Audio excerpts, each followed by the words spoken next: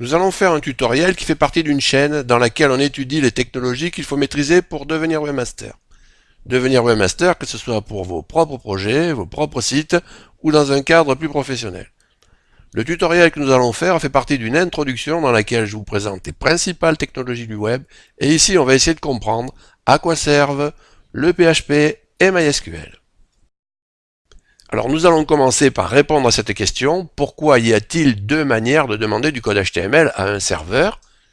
C'est un point qu'on a déjà abordé dans le tutoriel sur la requête HTTP.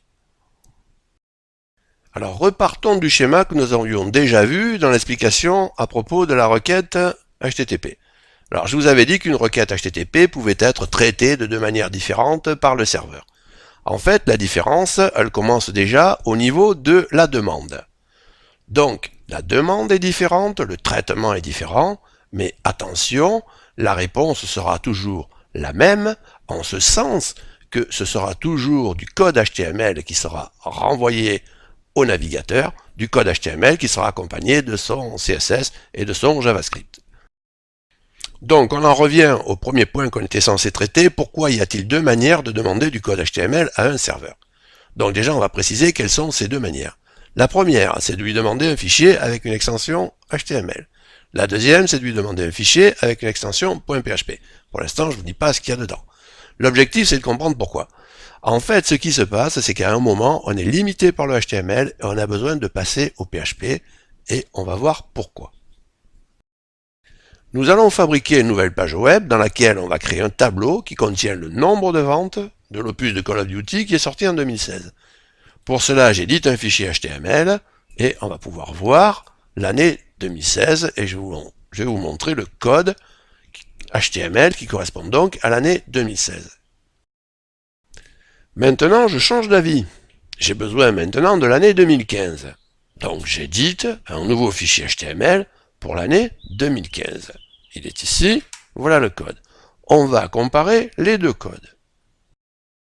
Donc si on compare les deux codes, là, vous avez l'année 2015 ici, l'année 2016 ici, eh bien, on se rend compte que la structure HTML est identique dans les deux cas. Ce qui change, c'est certaines informations à certains endroits. Ici, l'année, là, le nom de l'opus, là, le nom du logo, et là, le nombre de millions de ventes. Alors, vous comprenez bien que nous, on n'a pas envie de fabriquer une page HTML pour chaque année à venir. Il pourrait y en avoir autant que l'on veut. Alors ça va nous amener au niveau du plan à notre deuxième point, à savoir comment le couple PHP-MySQL nous permet-il de partager la structure HTML.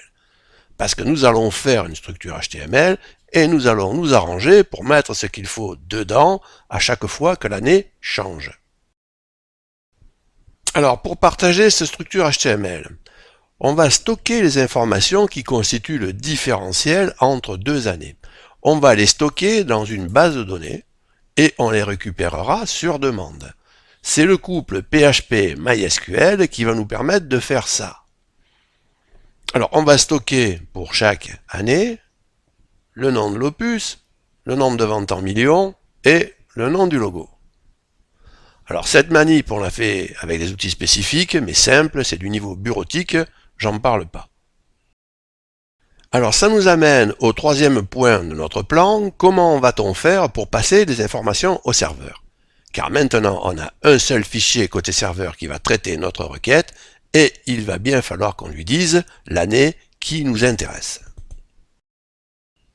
Alors en fait, on va tout simplement passer un argument dans la demande, dans la requête HTTP.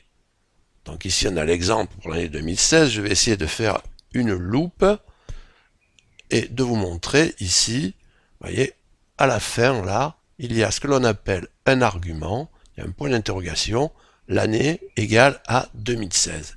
C'est de cette manière, on encapsule cette information dans la requête HTTP, et c'est de cette manière que le serveur est prévenu. Maintenant que le serveur est prévenu, il ne nous reste plus à voir comment on va écrire le code PHP. On va modifier notre page sur le serveur, la page qui répond à la requête. On va créer une page avec l'extension .php. Et on va mettre un peu de code PHP mélangé à la structure de code HTML. Alors, voilà ce que ça va donner. J'ai mis le code en grand. Alors, que fait le PHP? On commence par du HTML, voyez-vous.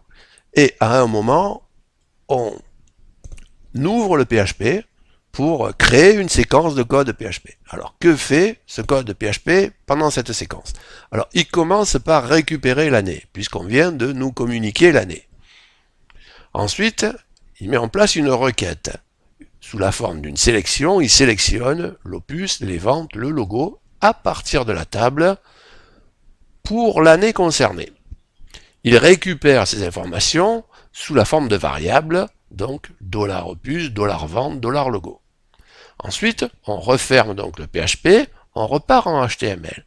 Lorsqu'on a besoin de changer le contenu, on rouvre le PHP et on affiche le contenu adapté avec les informations qu'on a récupérées. Donc ici, on va mettre la bonne année, ici, on va mettre le bon nombre d'opus, ici, on va mettre le bon logo, il y a $logo, et ici, on va mettre le bon nombre de millions de ventes.